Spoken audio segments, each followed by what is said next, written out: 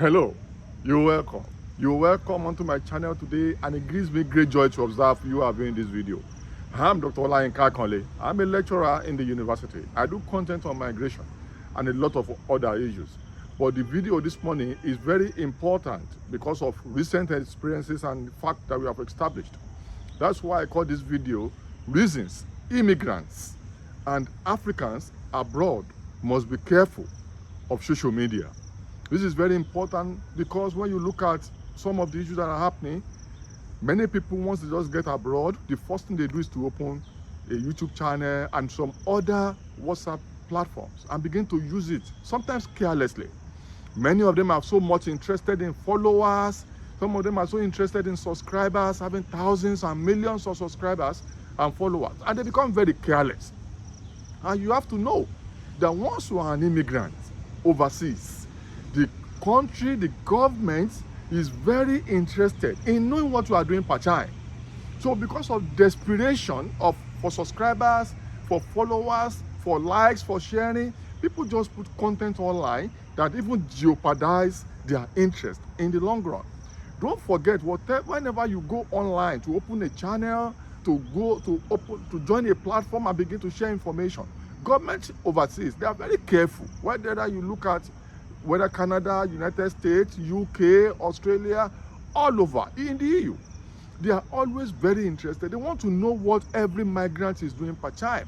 And once you go online, especially if you now have many followers or subscribers, and some people, because they want to have subscribers or followers, they begin to chase clouds. Even when those content they chase along the cloud is dangerous to their existence overseas. You are not a citizen. Even if you are, or you have naturalized. Some are even on study visa, some of them are work permits, some of them they even have applications in process. And they begin to put content online. Sometimes these contents are not, the governments of these countries are not very happy with this content. But even if they are happy, they continue to monitor you, and they can use your postings online to begin to affect your applications, your opportunities, and begin to track you. They can use it to harass you in the future. I've seen people who have been deported after many years. We have cases of the MD the MD, that is now recently deported, just a few days ago. MD Tiamiyu, a very popular YouTuber, now deported. The harassment started after the interview he granted BBC. And many people who have been online for some time and have been abroad, many of them have been harassed, but you may not know. Some even open lifestyle channels, put things about their lifestyle, everything about them, the day they enter abroad, their schools of their children, because they are struggling for content and followers to be consistent. They begin to put in personal information, personal lifestyle that may jeopardize their interest. Don't forget, you gain traction online and governments become interested in you. Don't say, well, I'm not putting any criminal. If they are interested in you and they dig down into your life, they can put things you don't even know are criminal to use to hunt you in the future. Who defines what is criminal? Who defines what is not good? Who defines what can jeopardize your interest? Be careful. Don't be desperate for subscribers. Don't be desperate for followers. Don't be desperate for validation. Don't be desperate for monetization. There are many ways YouTube and other channels other platforms can help you without necessarily the followers. I've been on this platform for some time, and you don't have to be desperate for monetization. Be careful of what you put on social media. These are your digital footprints that can even be onto today or even in the future. So don't be desperate. Just maintain content that will satisfy your goals in life.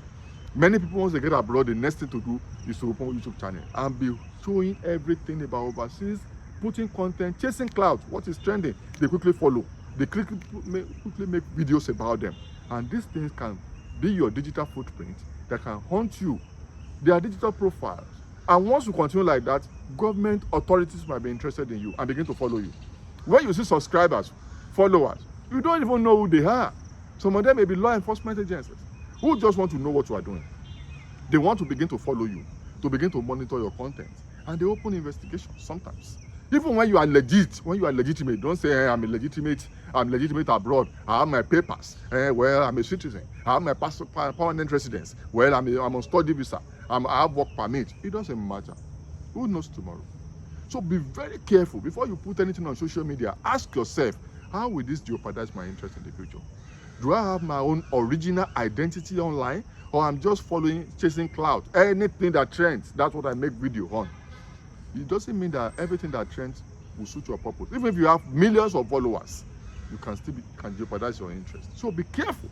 I was in a meeting recently, somebody was to fly into the US.